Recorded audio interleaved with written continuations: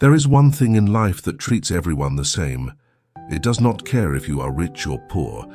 It does not care if you are talented or average. It does not wait for anyone. That thing is time. Some people protect it like treasure. Others waste it as if it will last forever. And one day they realize the truth. Those who do not respect time eventually pay for it. Today's story is about a young man who almost lost his future, not because he lacked intelligence, not because he lacked opportunity, but because he believed he had plenty of time. In a busy American city filled with tall buildings and bright lights, lived a teenager named Ethan Miller. Ethan was brilliant. From elementary school through high school, teachers admired him. His grades were always high. His answers were sharp and confident. Classmates often asked him for help before exams. He seemed destined for success. But Ethan had one hidden weakness. He procrastinated. He would say, "I'll start tomorrow. I still have time. It's not urgent." Instead of studying when he planned to, he watched videos online. Instead of preparing for tests, he played video games. Instead of building his skills, he scrolled endlessly on his phone. At first, nothing seemed wrong. Because he was smart, he could still pass his exams. He could still impress people with last-minute effort. This made him even more confident that he could delay things. His parents warned him gently. "Ethan, talent is a gift, but discipline is a choice." He would smile and nod, but nothing changed. But nothing. One semester, his workload increased. Subjects became harder. Assignments required more time and preparation. But Ethan kept repeating the same pattern. "I'll do it later." When midterm results were announced, something unexpected happened. Ethan's grades dropped, not slightly, significantly. For the first time in his life, he was not at the top of the class. His teachers looked concerned. His friends seemed surprised. Some even began to move ahead of him. Ethan laughed it off at first. "It's just one test," he said. "I'll fix it next time." But inside, he felt uncomfortable. The next exam came. He promised himself he would start early. He didn't. The night before the exam, he stayed up late trying to study weeks of material in a few hours. His mind felt heavy. His focus was weak. The result was worse than before. That evening, he came home quietly. He placed his report card on the kitchen table and went to his room. His mother picked it up slowly. His father said nothing. Silence can be louder than anger. Ethan lay on his bed staring at the ceiling. "How did this happen?" he whispered to himself. "I'm not stupid. I know I can do better." But deep down, he knew the answer. He had been careless with time. The next day, he visited his grandmother, Margaret Hayes. She was a retired school principal, known in the community for her calm wisdom and gentle strength. Ethan sat beside her in the small garden behind her house. "Grandma," he said quietly, "I don't understand. I'm capable, but I keep falling behind." She looked at him with kind eyes. "Tell me something," she asked. "When you plan to study, do you begin immediately?" Ethan hesitated. "Not exactly." She smiled softly. "My dear, intelligence is powerful, but without discipline it becomes wasted potential." Ethan looked down at his hands. "Can't I just catch up later?" Margaret shook her head slowly. "Time is like sand slipping through your fingers. You cannot hold it once it falls." She paused, then continued. "Let me tell you about someone I once knew. There was a man named Jonathan Cole. He was the founder of a fast-growing technology company. When Jonathan was young, he worked tirelessly. He built his company with long nights and focused effort. Investors admired him. Employees trusted him. But after years of success, something changed. Jonathan began to relax too much. He arrived late to meetings. He delayed important decisions. He ignored small problems, believing he could fix them anytime.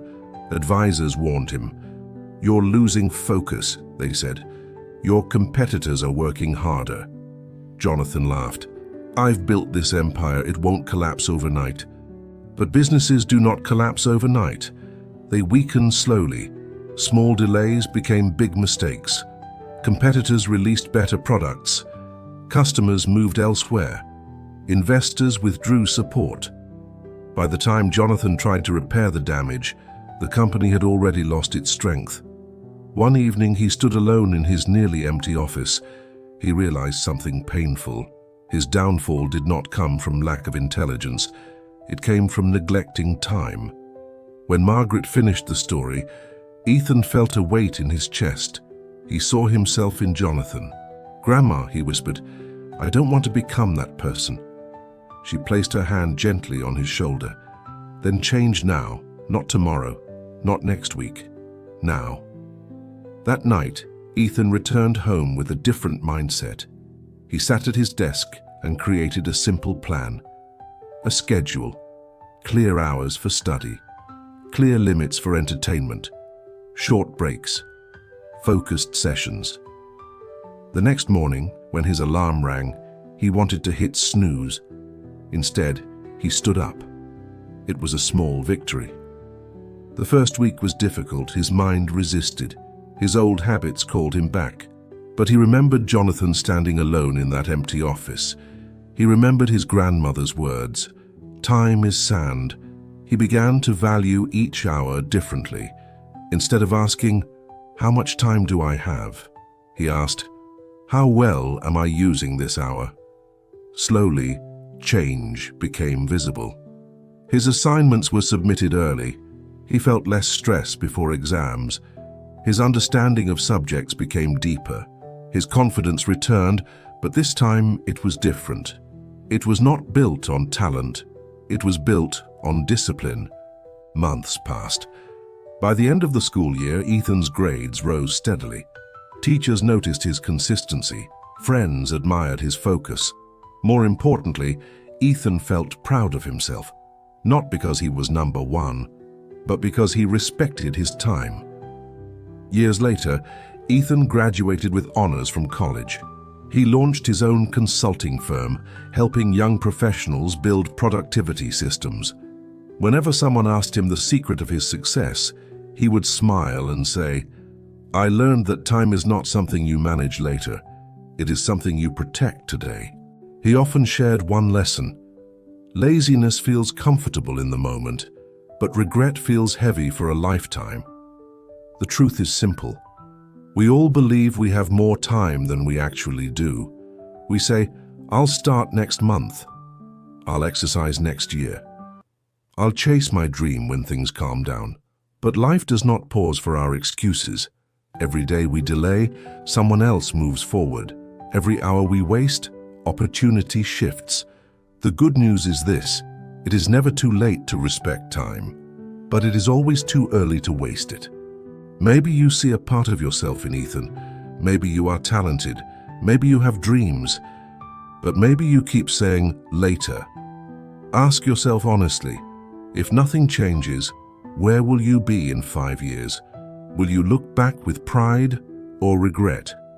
Time does not shout. It whispers. It whispers in the morning when your alarm rings. It whispers when you scroll endlessly instead of working. It whispers when you postpone something important. Listen to that whisper. Discipline is not punishment. It is self-respect. When you wake up early to study, you respect your future.